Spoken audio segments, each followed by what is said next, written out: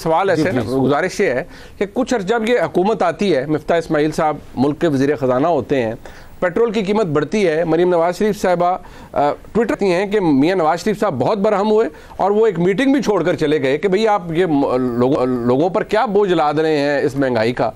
और उसके बाद कुछ मामलात फिर टर्न अराउंड नहीं होते। फिर जनाब इसहाक डार तशरीफ लाते हैं, आज IMF आपसे वो करवा रहा है जो कि शायद 4 महीने पहले करना था, जब आज आप मजबूरी में कर रहे हैं और आपको करना पड़ेगा। अवाम को आज आप वजातें देते फिर रहे हैं। तो सवाल ये है कि अगर मियां नवाज शरीफ साहब उस वक्त नाराज़ होते थे तो क्या आज मियां नवाज शरीफ साहब नाराज़ या नाला नहीं है अपने वज़ीर आज़म पर या अपने वज़ीर ख़जाना पर कि भैया 4 महीने जो इंतज़ार किया, आपके फॉरेन एक्सचेंज रिजर्व जो हैं वो कहाँ से कहाँ चले गए, 3.2 बिलियन पर आ गए, तो आपने क्या कमाल किया?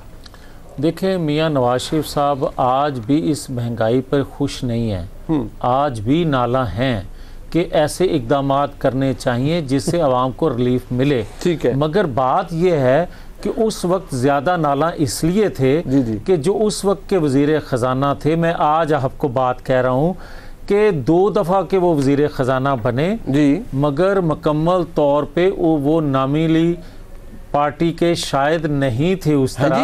मतलब आप ये कह रहे हैं मिफ्ता इस्माइल साहब पार्टी के नॉमिनी नहीं थे?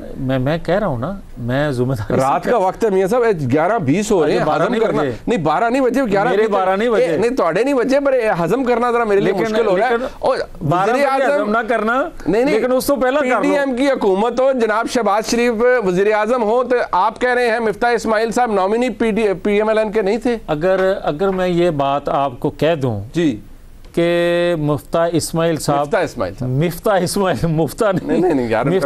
मिफ्ता मेरे मुंह से निकला है, मेरे भाई हैं वो छोटे। मगर मैं आपको ये कहूँ कि अगर वक्त के प्राइम मिनिस्टर को बात कम बताई जाए और उस वक्त का कोई और जो पावरफुल ताकतवर था, अच्छा, उसको ज़्यादा एतमाद में लिया जाए और उसकी बात को ज़्यादा अहमियत दी जाए, अच्छा, तो फिर आपको अंदाज़ा होना चाहिए। ठीक है, मतलब आप तो फिर ये कह रहे हैं कि मियां साहब की मिफ्ता इस्माइल साहब की रिपोर्टिंग लाइंस कहीं और थी।